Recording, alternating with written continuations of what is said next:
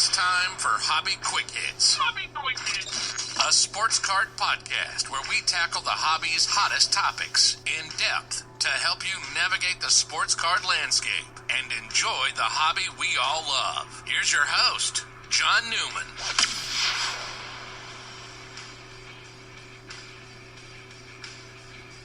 My hitting style, if I had to describe it, would be an inside-out swing. I try to hit the ball to right center every time. In high school, I was straight pull.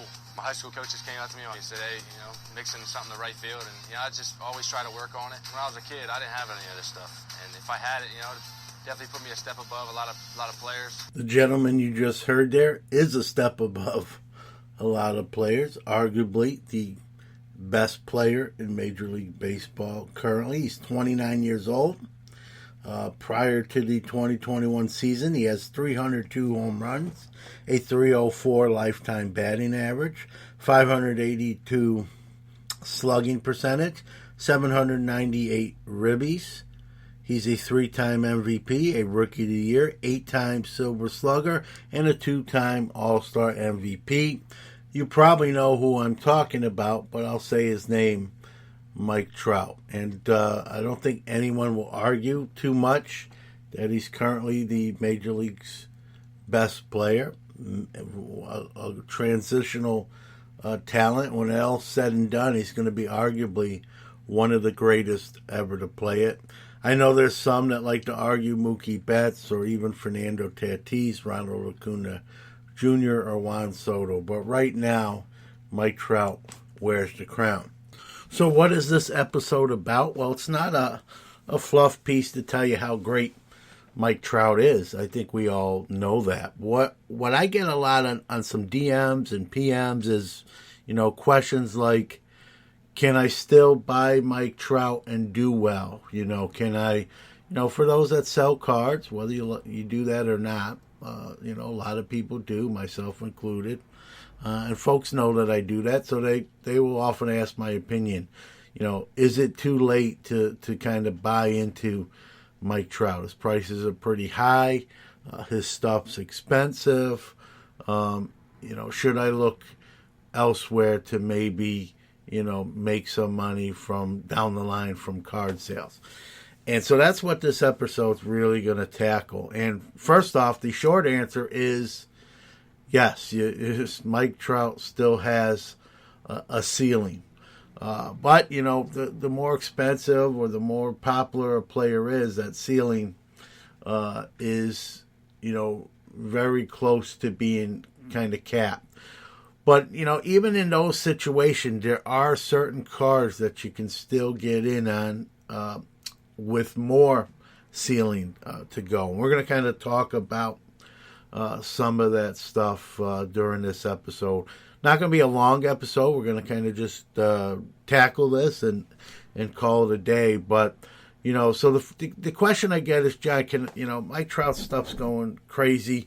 His Bowman Chrome Superfractor just went for $4.6 million. Obviously, that's a 1-of-1. That's a rare, super high end. But, we've seen his Topps update in the last year really go to another level. And, the question I get is there another level, John, or is that the level? And, it's so hard to say. It's all speculation, as we all know.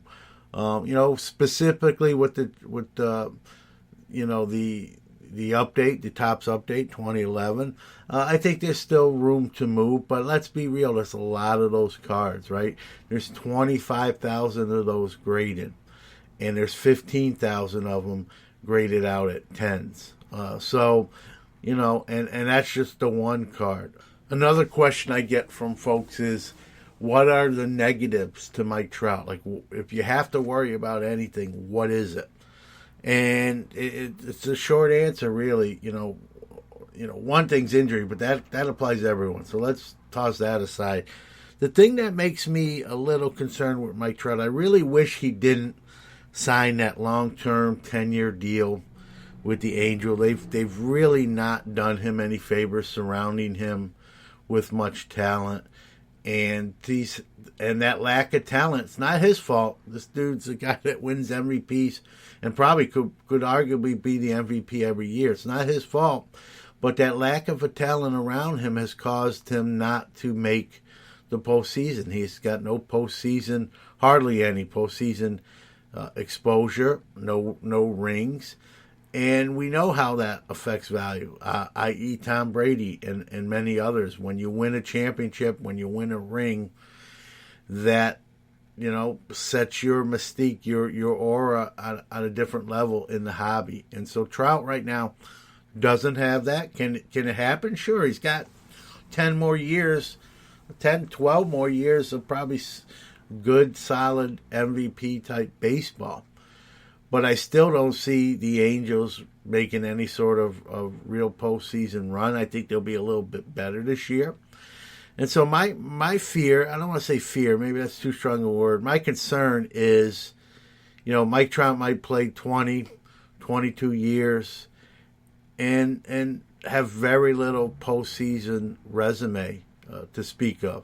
And maybe no rings, right? And unless he, towards the back end of his career, jumps on a team that's close or the favorite and sort of gets a cheap ring, what some people would say then. And so that's the biggest downside, if you ask me, to Mike Trout right now. And that can change. The Angels could start spending money, drafting great, and we'll be singing a different song. But as it currently stands, I think, that's going to be the one thing that might hurt his values, short of an injury.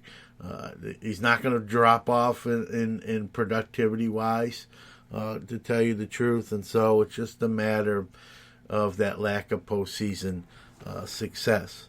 Now, some of his cards, when we're talking about ceiling, some of his cards are already way up there.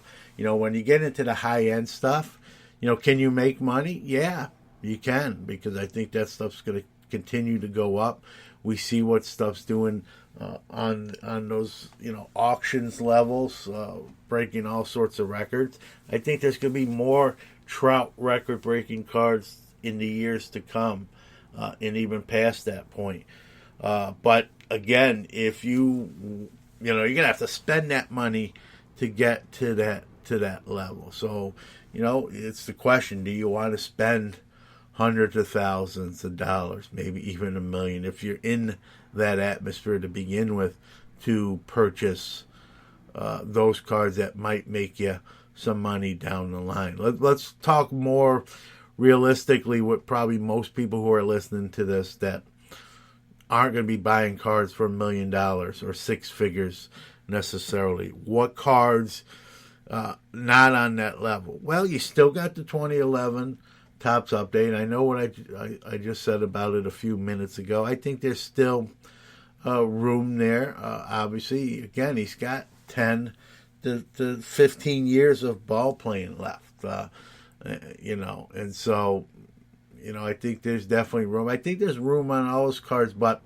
I think on some there's not as much. And so, do you want to, put your money in that, put him away, and then wait? Someone like myself doesn't mind doing that, and I do that with more than just Mike Trout. I do that with a lot of different players. I call it marinating.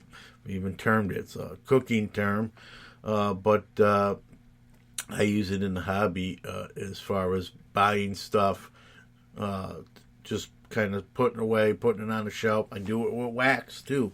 So if you have patience, you can make some money with Mike Trout. And I have a lot of Mike Trout stuff too. As far as advice on what to buy, I don't like to do that all the time because, as I've always said, there's no experts in this industry, just people with experience. That's different. I would buy, this isn't just really strictly pertaining to Mike Trout, but, low number parallels. If you can get his rookie cards, you can get it in a deal for sure. Be careful when you do purchase Mike Trout rookie cards. There are a lot of Fugazis out there. A lot of fakes. I'm at the point now when I purchase stuff with Trout rookies, unless it's graded, I almost avoid it. You probably heard me tell the story already. I had an acquaintance of mine purchased 10 Trout updates, and 7 of them turned out to be Fugazis, not real. I don't think the seller who sold it to him, the person who sold it to him, knew it. I think it was like he got kind of duped, and then in turn, duped my dealer friend. 3 of them were genuine, and 7 weren't. But, that's the risk you take. The more valuable a card or player is, you're starting to see counterfeits. And, they sell them on eBay, too. If you do, like, they call them reprints or RPs. I can't believe eBay allows it. I think that's wrong. I don't think they should. But that's where they're at. And it's a lot of Mike Trout RPs, And not on just some of the bigger cards you would expect them to be, like the Bowman Chrome Auto, a lot of the autos, the 2011 update. But some other cards I was surprised to see that they made fake copies of that aren't in that sort of level. So, there's almost reprints or Fugazis on a lot of cards now that you wouldn't normally think so. And so that's where the market is. Anytime you got money involved, people can be unscrupulous. Even the people on eBay, there's very fine, in the title says RP, short for reprint. But to a mom or someone who's not super familiar with the hobby, that's just looking to buy a certain Mike Trout card, they may see that and think it's the real McCoy and say, wow, that's a great price, and buy it. And, I seen a Bowman Chrome Auto, the famous cards, $10,000 if not more.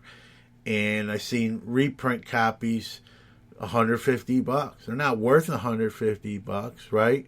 They're fakes. They're probably not even worth the paper they're printed on. But to someone on eBay that sees that card, says, wow, that's a steal. Buy it now. Probably going to get roped in there. That's why I can't believe eBay allows it. I wish they were more on top of that and cracking down on that stuff. But no, not to be. So, be careful when you're buying ungraded Mike Trouts. There are a good percentage of them may not be genuine. So I'm at the point now, if I buy any of his rookie stuff, it's usually graded, or I'm very familiar with who I'm buying it from and confident that that's not going to be an issue. And know the person where, if it was an issue, come to find out later, I can go back to him and say, hey, man, I'm not saying you did this on purpose, but come to find out this. And so, we could work that out. Never had an issue like that, but I just keep that in the back of my mind. So, kind of coming down, bringing this episode to a close. Trout's got a lot of good years ahead of him. Can the Angels change their fortune around with some better signings, maybe better drafting? Sure. Can Mike Trout maybe leave or force his way out of there? It's not his normal MO. He's a pretty quiet, just does his talking with his play type of guy. But, it'll be interesting to see how his career tracks. And as far as, buying Trouts to later on maybe profit from them, for sure. And I think that's the key, is the 2 words I use, later on. I think, if you don't mind, again, buying some stuff, acquiring some stuff, and just kind of putting it in a box, putting it away, putting it on display, however you choose, with maybe the intent to later on when it appreciates. I think if you go in with that mindset, that approach, no, it's not too late. If you're looking sort of for a quick flip, I don't know. His prices are already way up there now. I think it's going to take time for you to again, get some ROI or bang for your buck, as they say. So there you go. I hope you enjoyed the episode. I may do these type of player-focused ones, with cards, as I get, he's a guy I get a lot of questions on, and so I wanted to kind of just take this time to do sort of an episode and encompass a lot of the questions I get about him. I may do that with certain guys in the future, as if I feel the need arises. So let me know what you thought of the episode. Give us some feedback, comments, maybe any question, maybe a future episode of Hobby Quick Hits you want to hear similar to this one, or something else. We do requests. All right. That being said, I hope you stay safe, stay well, and we'll see you next Monday on Hobby Quick Hits. Hey folks, thanks for listening to the show. Wanted to give out our social media links where you can follow the show even when you're not listening to it. On Twitter, we are at Hits Hobby, HITSHOBBY. On Instagram, we are at Hobby Quick Hits Podcast, at Hobby Quick Hits Podcast, all one word. Our website is www.sportscardnation.net. Look for the link to Hobby Quick Hits. You'll find us there. And you can always text us on our text line, area code 315-491-0239. In case I don't see ya, good afternoon, good evening, and good night.